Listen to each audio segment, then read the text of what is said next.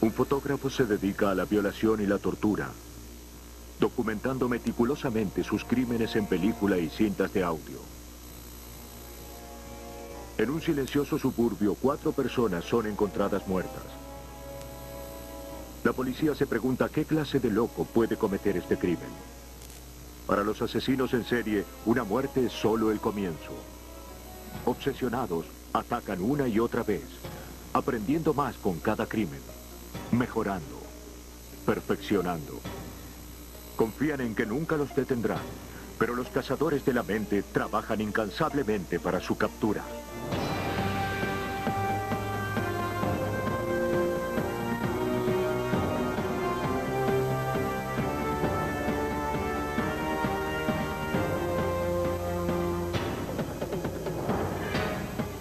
Los nuevos detectives. Casos estudiados por la ciencia forense. Hoy presentamos Cazadores de la Mente. El 23 de enero de 1978 en California. La policía del condado de Sacramento llega a la casa de Terry y David Wallen. Fueron convocados por un vecino debido al desesperado pedido de David. Terry Wallen, de 22 años de edad, ha sido brutalmente asesinada. La casa muestra señales de una intensa lucha entre Wallen y su asesino.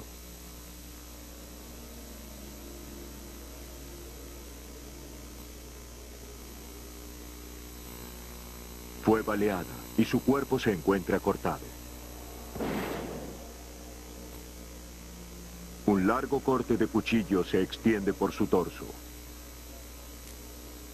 Algunos de sus órganos internos fueron quitados. Los investigadores están horrorizados por la brutalidad del crimen. La escena se vuelve más repulsiva cuando encuentran evidencia que sugiere que el asesino pudo haber consumido la sangre de Wallen. Los oficiales encuentran un vaso de yogur con marcas de sangre en el borde.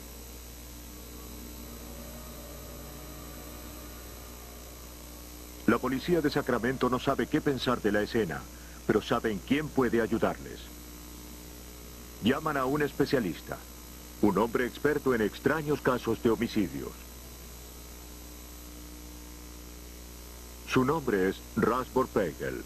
Es un agente especial del FBI. Creo que es desorganizado. La brutalidad del asesinato hace pensar a Vorpagel que el asesino no podía controlarse y que la muerte de Terry Wallen solo sea el comienzo de su ira. No hay necesidad de destripar a una víctima. No hay necesidad de penetrar y cortar partes de su cuerpo. No hay necesidad de cortar un trozo de arteria de 10 centímetros y llevarla contigo. Quiero decir, sabíamos que era un loco y estábamos preocupados. Vorpagel llamó a un colega del FBI. Robert Ressler ha rastreado y atrapado a algunos de los asesinos más peligrosos del mundo. Como especialista en el comportamiento humano, mira en los rincones más oscuros de la mente de un asesino. En los años 70 fue uno de los primeros en usar el término asesino en serie para describir a aquellos que asesinan una y otra vez. Robert Ressler es un cazador de la mente. Ressler lucha para entender la mente asesina estudiando la escena del crimen. Saber cómo piensa el asesino es esencial para predecir su siguiente paso. ¿Cuándo atacará? ¿A quién tendrá por blanco? Debes tener la necesidad emocional de resolver un crimen. Desear saber quién es el atacante. Debes querer saber quién es esa persona, cómo era antes, durante y después del crimen. Pero es peligroso identificarse demasiado con aquellos que destruyen. Ressler presta atención a las palabras del filósofo alemán Nietzsche, que escribió: aquel que lucha contra un monstruo no debe convertirse en un monstruo. Y cuando uno mira directamente hacia el abismo, el imperturbable abismo mira directamente hacia uno. Para Robert Ressler, la observación de Nietzsche es una motivación y una advertencia. Mirar hacia el abismo para mí significa mirar las profundidades, las oscuras grietas de la mente humana. Y cuando dice, el abismo lo mira a uno, para mí significa que me estoy mirando, estoy viendo mi reflejo, porque dentro de cada horripilante asesino encuentras una parte de ti mismo. En algún momento de tu vida pudiste tomar ese camino. En los años 70, Ressler estuvo entre los miembros originales de la Unidad de Ciencias del Comportamiento del FBI, el primer programa del FBI para investigar sistemáticamente las motivaciones de un asesino. Ressler entrevistó a algunos de los asesinos más notorios de América en prisión, para aprender sobre sus hábitos y actitudes.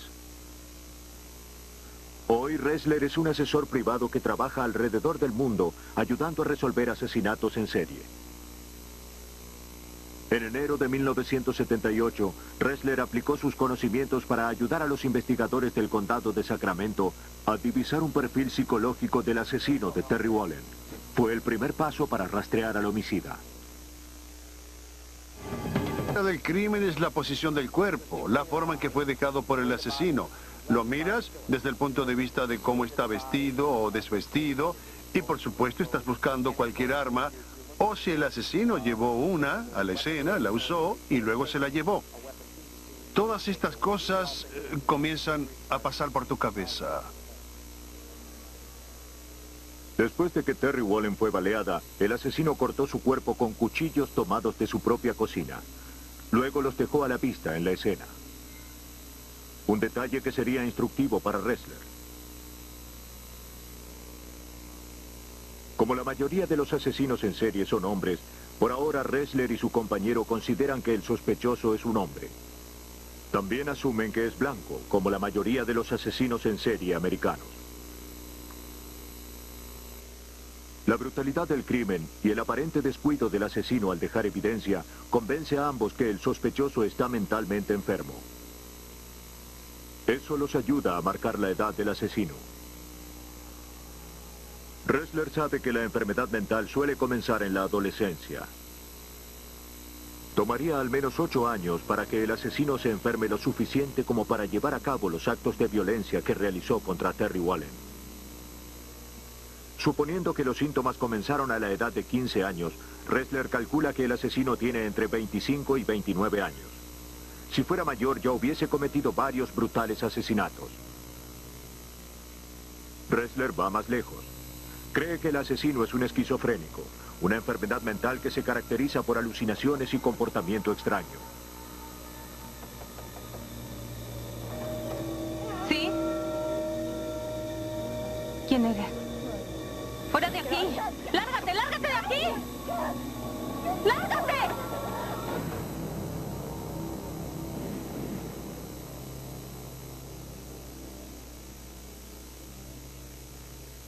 La infame naturaleza del crimen apuntó a una psicosis desarrollada, una pérdida total de contacto con la realidad. Debido a que bebe la sangre de sus víctimas, los investigadores lo llaman el asesino vampiro. Desde su oficina en Virginia, Ressler trabaja fervientemente con Vorpagel en Sacramento para refinar el perfil del asesino. Bien, ¿qué tenemos aquí? ¿Qué aspecto tendría? Están convencidos que la policía debería buscar a alguien delgado. Los hombres esquizofrénicos generalmente comen muy poco. Y Russ Vorpagel cree que el asesino le prestará poca atención a su apariencia. Alguien que está sufriendo de una importante enfermedad mental probablemente sufrirá un deterioro en su higiene. Tal vez no se corte el cabello, use la misma ropa durante varias semanas, no se lave los dientes y luzca desalillado. Debido a su extraño comportamiento, es probable que el asesino viva solo. Vorpagel envía una copia del perfil a la policía de Sacramento para que la distribuyan por el condado. Pero no surge ningún sospechoso. El asesino vampiro sigue suelto. ¿Lo encontrarán los investigadores antes de que vuelva a asesinar?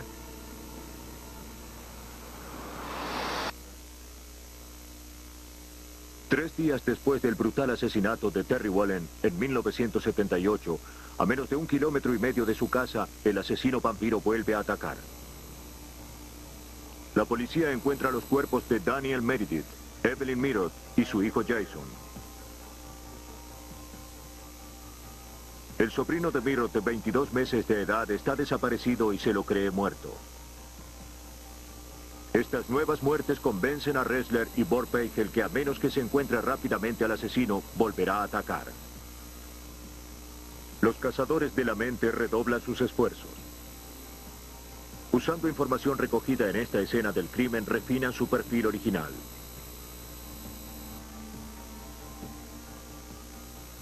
Otra vez, el asesino vampiro baleó a sus víctimas. Otra vez usó cuchillos tomados de la cocina de las víctimas.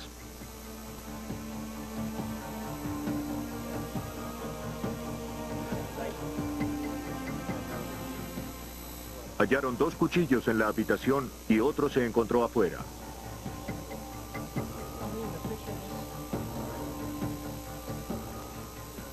Parece no importarle haber dejado las armas.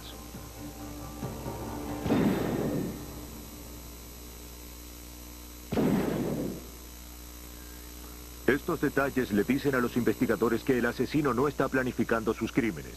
Aunque trae un arma, corta los cuerpos con armas que encuentra en la escena y luego las deja ahí. Tenemos un cuchillo que fue usado para mutilar a las víctimas. Fue tomado de la cocina, usado en las víctimas y luego descartado de la escena del crimen. Ver esto por segunda vez definitivamente refuerza en mi mente que estamos lidiando con un asesino muy desorganizado. Organizado y desorganizado. Estas palabras describen el comportamiento de un asesino en serie antes, durante y después de un homicidio.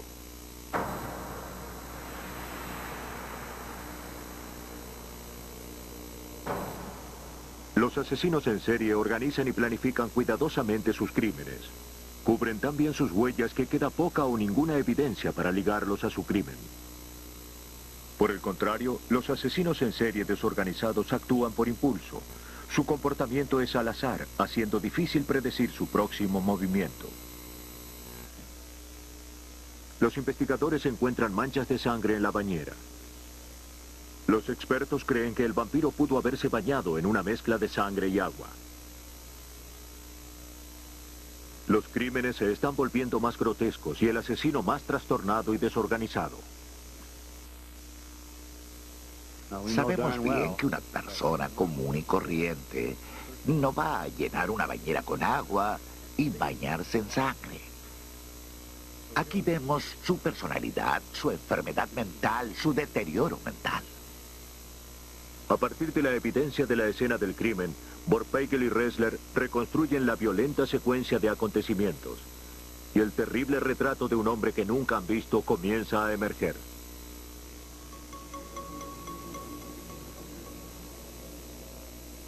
La evidencia refuerza la creencia de los cazadores de la mente de que la apariencia del vampiro seguirá deteriorándose. Es probable que no se haya cambiado de ropa. A menos que sea soltero y esté viviendo solo, es imposible que el asesino pase desapercibido. El sujeto es un delgado y desaliñado solitario de no más de 30 años de edad.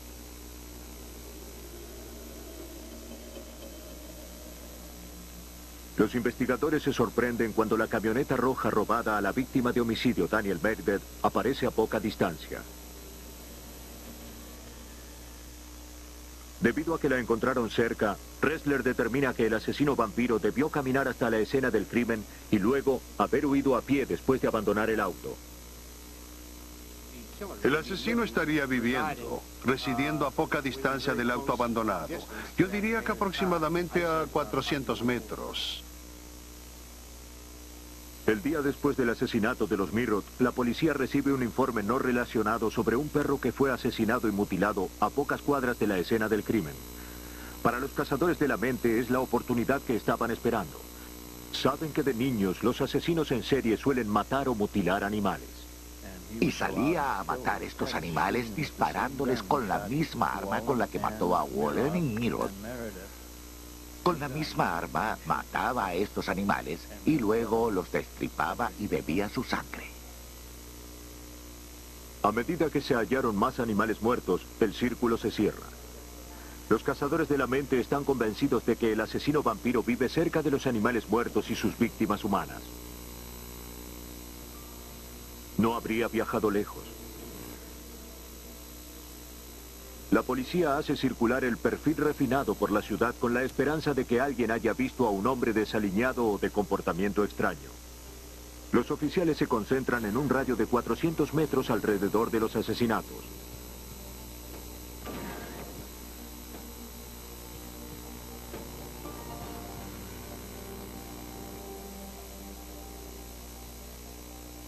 Cuando una mujer de casi 30 años sale de un centro comercial de Sacramento, se le acerca un hombre extraño. ¿Puedo hablarte un minuto? ¿No me recuerdas? Conociendo los asesinatos del hombre vampiro, la mujer contacta a la policía. Soy Richard, ¿no me recuerdas de la secundaria? Ella le dijo a los oficiales que el hombre al que eludió en el centro comercial es un viejo compañero de la secundaria, Richard Chase. Solo quiero hablarte un segundo. Ella se sorprendió por su apariencia. Tenía manchas de sangre en la ropa y sus ojos parecían estar hundidos en su órbita. Tenía una costra amarilla alrededor de la boca.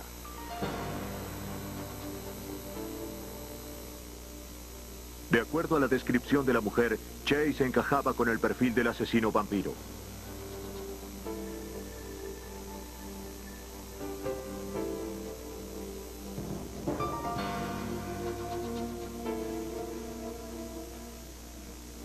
Con una orden de allanamiento en mano, los oficiales entraron a la casa de Chase. No estaban preparados para lo que encontraron. El apartamento estaba lleno de objetos nazis. Había panfletos de conspiraciones extraterrestres por todas partes. Oh, mi Dios. El caos en la habitación encaja con el perfil de alguien con una mente igualmente caótica. Oh, por Dios. En la cocina, la policía encuentra objetos manchados con sangre, como también artículos de periódicos relacionados con la muerte de Terry Wallen.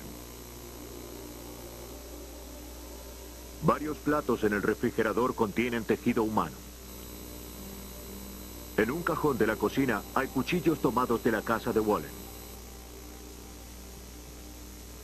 Los investigadores también encuentran una caja de herramientas y botas de goma manchadas con sangre.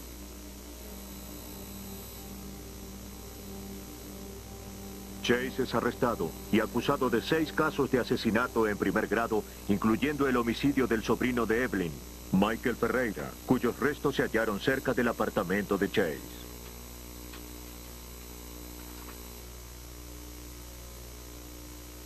El jurado delibera durante solo un par de horas antes de declarar a Chase culpable de todos los casos. La sentencia: muerte en la silla eléctrica. En 1979, Robert Ressler decidió hablar con Chase en prisión. La razón por la cual lo entrevisté fue para revalidar el perfil que yo había hecho. Hablar con él directamente después de trabajar en el caso, después de ver las escenas de los crímenes y de leer los informes de la policía y por supuesto ver los registros de la corte, es una forma de refinar el perfil. Me cambiaron. Chase le dice a Ressler que mató solamente para preservar su propia vida. Necesitaba sangre, dice Chase, para sobrevivir a lo que él llamaba envenenamiento de jabonera. Chase creía que un residuo pegajoso debajo de su jabonera probaba que estaba muriendo. Decía que su sangre se estaba secando y carcomiendo su cuerpo.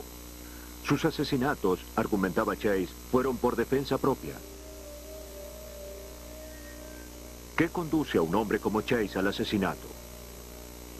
Un estudio del FBI de 36 asesinos en serie revela que aunque la mayoría nació en hogares con padre y madre, antes de la edad de los 2 años, la mayor parte de los padres habían abandonado a sus familias. Casi la mitad de los criminales encuestados reportaron una fría o descuidada relación con sus madres. 26 reportaron tener el mismo tipo de relación con sus madres. Casi el 70% de las familias tenían antecedentes de abuso de alcohol. 1/3 tenía antecedentes de abuso de drogas. Casi todos reportaron alguna forma de abuso psicológico, físico o sexual en su niñez.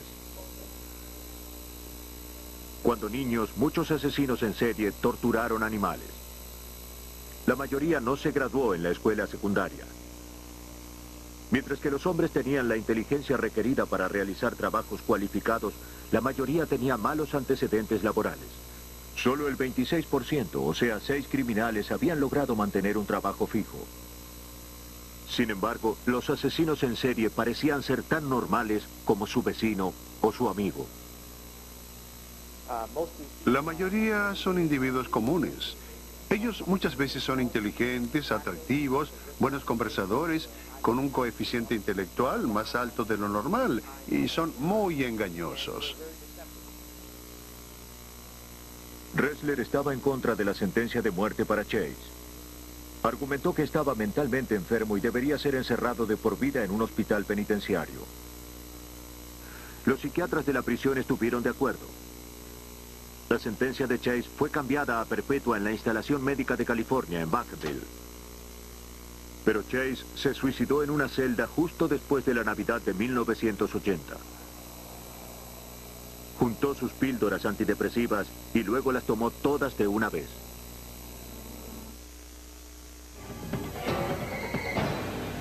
Los nuevos detectives. Un fotógrafo hábil y muy inteligente. Este asesino se especializaba en secuestro, violación y tortura. La policía lo llamó el sujeto no identificado, o UNSUB. Era un maestro de la planificación.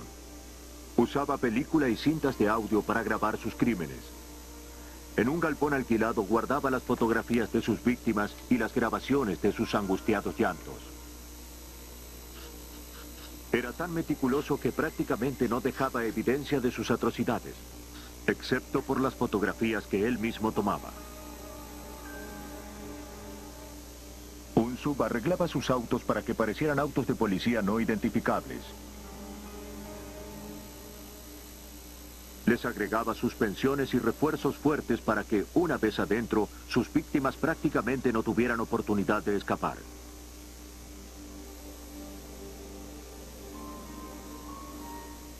Durante 5 años viajó de un estado a otro, no quedándose nunca demasiado tiempo en un mismo estado. Era autosuficiente. Financiaba sus secuestros, violaciones y torturas con otro delito. Era un hábil falsificador. Confiaba que jamás sería atrapado.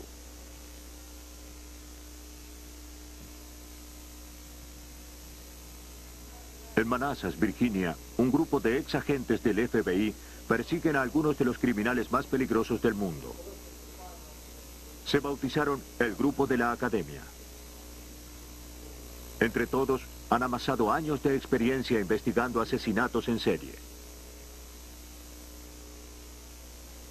Robert Heislud y Peter Merrick son expertos en perfiles psicológicos criminales. Si en la vida eres una persona impulsiva, actúas sin pensar, entonces esa escena del crimen puede ser muy desaliñada y ser un reflejo de actos impulsivos. Por otra parte, si en la vida eres un individuo frío y calculador, no tomas ningún riesgo innecesario. Ese tipo de comportamiento también puede demostrarse en la escena del crimen. Incluso con la evidencia de la escena del crimen, calificar a los asesinos es difícil. Algunos asesinos en serie demuestran una mezcla de comportamientos organizados y desorganizados.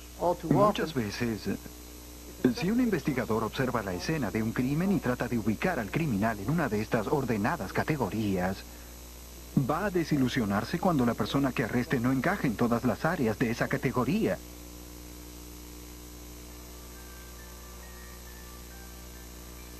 En un centro de vacaciones de Ocean City, Maryland, una joven mujer acaba de salir de trabajar de una tienda. Es el fin de semana del día de conmemoración de 1979. Un hombre que se presenta como oficial de policía se acerca a ella. Le muestra su placa y conduce un auto de policía no identificado como tal. Le dice a la mujer que es sospechosa de una serie de robos e insiste en que lo acompañe a la estación central para ser interrogada.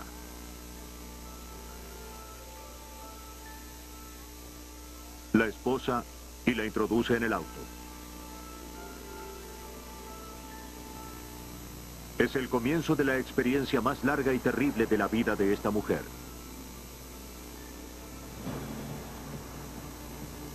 El hombre no es oficial de policía. Él es Unsub. Y ella es su más reciente víctima. La lleva a un edificio desierto donde la viola y tortura reiteradamente. Fotografía y graba todo. Entre las palabras clave que usamos hoy están poder y control. Y tratar con un violador o un asesino en serie resume todo en esos dos elementos básicos, poder y control sobre la vida de otro individuo. Oportunamente, empujará a la confundida mujer en su auto y la llevará por un último paseo. Detiene el automóvil, abre la puerta del acompañante y lanza a la mujer a una fosa. Pero no la mató. Permitió que esa víctima viviera. Y como resultado, dentro de un par de horas, cuando salió el sol, fue hallada y rescatada. Y en ese momento comienza una intensa investigación del FBI por secuestro. El FBI organizó una masiva caza de Unsub. La mujer de Ocean City era la más reciente en una larga lista de víctimas. Algunas fueron torturadas, otras asesinadas. Pero pasaron muchos años antes de que se encontrara una pista en el caso. Al mismo tiempo que el FBI buscaba a Unsub, el servicio secreto seguía el rastro de un escurridizo falsificador. Un hombre que rutinariamente pagaba con billetes falsos de $20 en los centros comerciales y negocios en la parte central occidental del país y en la costa oriental. El tema con cualquier oficial de la ley, no importa cuán bueno seas, es que necesitas un poco de suerte y necesitas la cooperación de los ciudadanos. En este caso, la empleada reconoció en un bosquejo a un hombre que había estado en el negocio. Ella notificó a seguridad del centro comercial. Seguridad notificó a las autoridades locales y en poco tiempo el sospechoso fue capturado. El hombre que arrestó la policía era James Mitchell DeBartoleben. El servicio secreto pronto descubre que DeBartoleben no es solo un falsificador.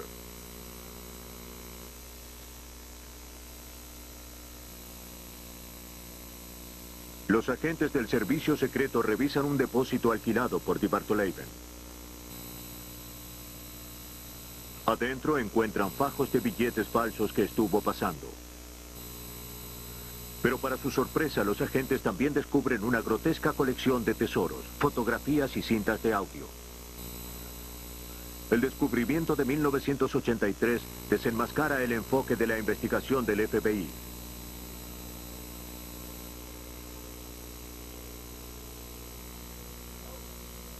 Robert Hazelwood, entonces agente especial del FBI, que había escrito un perfil criminal de Unsub, revisó el material secuestrado del depósito de DeBartoleben.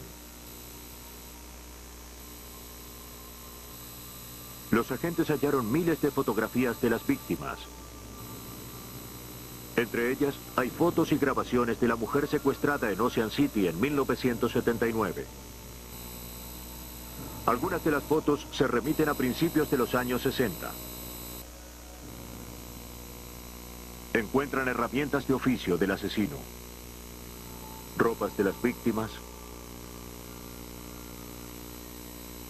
10 armas, identificación policial falsa y periódicos. También ropa interior manchada de sangre y joyas.